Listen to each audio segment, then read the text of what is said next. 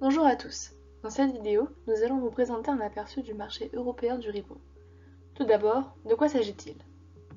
Repo, ou Repurchase Agreement, s'apparente à un contrat de prêt à court terme où deux contreparties s'accordent sur la vente puis le futur achat de titres financiers. Contrairement au cas du prêt collatéralisé, lors d'un repo, les titres collatéraux appartiennent légalement au prêteur le temps du contrat. Les titres échangés sont utilisés comme collatéraux pour faire de cet échange une opération sécurisée. Ces titres sont généralement des obligations gouvernementales. Ils représentent 80% des cas en Europe et 70% des cas aux États-Unis. Mais ils peuvent également être des corporate bonds ou mortgage-backed securities. Mettons-nous en situation. Voici la banque A qui a beaucoup de fonds et souhaite les faire fructifier. La banque B, elle, a besoin de capital et possède des titres, disons des obligations gouvernementales françaises, appelées OAT. Les deux banques contractent un repo avec une maturité de 2 mois. Le repo se déroule alors en 3 phases. D'abord, la banque B va vendre ses titres à la banque A.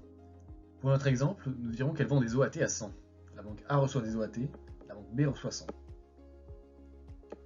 Pendant la durée de vie du contrat, l'équipe de gestion des collatéraux de la banque A évalue tous les jours la valeur des OAT pour s'assurer qu'elle couvre suffisamment les liquidités prêtées en cas de défaut de paiement. À maturité, après 2 mois donc, la banque B va racheter ses titres au prix précédemment défini, disons 104. La banque A est remboursée de 100 plus 4, la banque B retrouve donc ses OAT. Du fait de la différence de prix entre la vente et l'achat, on peut établir un taux de repo, qui s'apparente au taux d'intérêt perçu par la banque A. Dans notre exemple, le taux de repo est de 4%.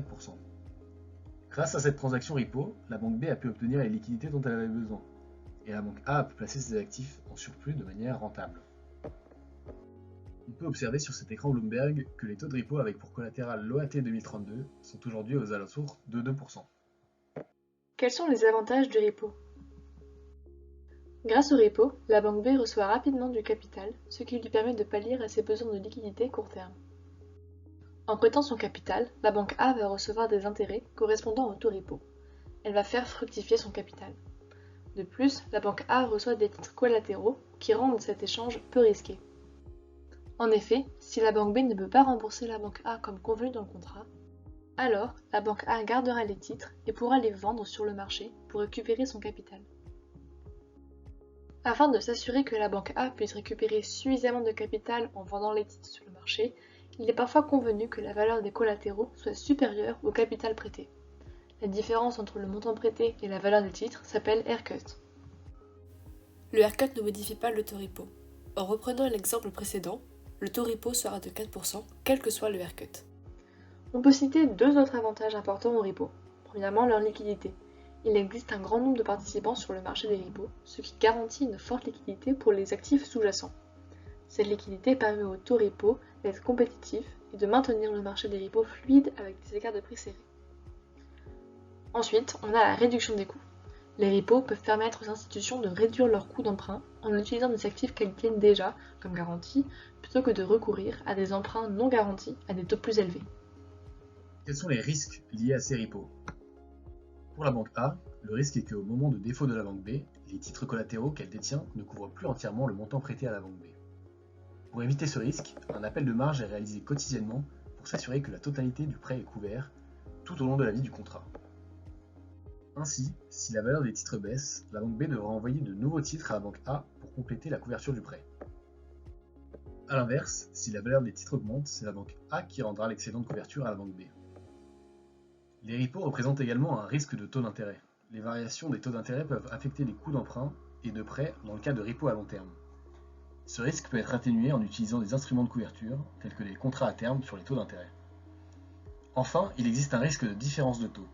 Il est possible que les taux d'intérêt sur les actifs sous-jacents évoluent différemment des taux d'intérêt sur les emprunts ou les prêts liés au repo. Cela peut entraîner une perte de valeur pour l'institution qui a contracté le repo. Contracte des repos. Nous avons jusque-là présenté des repos entre deux contreparties. Ces repos sont dits bilatéraux et les acteurs peuvent être, pour la banque A qui est prêteuse, des banques, municipalités, banques centrales ou compagnies d'assurance, et pour la banque B, emprunteuse, des banques d'investissement, brokers ou hedge funds. Les banques peuvent également placer une TCP, Central Clearing Counterparty, entre les transactions. On parle alors de cleared repo. les institutions comme la BCE interviennent également sur le marché. En effet, voici un screen Bloomberg qui montre l'évolution des taux de refinancement de la BCE. Les banques centrales utilisent les repos pour mener leur politique monétaire et réguler la liquidité en temps de crise. Cela garantit une certaine liquidité, même en période de stress du marché. Qu'en est-il du marché du repo aujourd'hui? Traditionnellement, les repos sont des instruments à court terme et la majeure partie de la liquidité est à court terme. Comme vous pouvez le voir, cela va principalement de transactions overnight jusqu'à 3 mois. Ils sont généralement en Europe proches de l'Euribor 3 mois en moyenne, affiché ici sur cet écran Bloomberg, même si chaque transaction a des spécificités différentes selon le collatéral.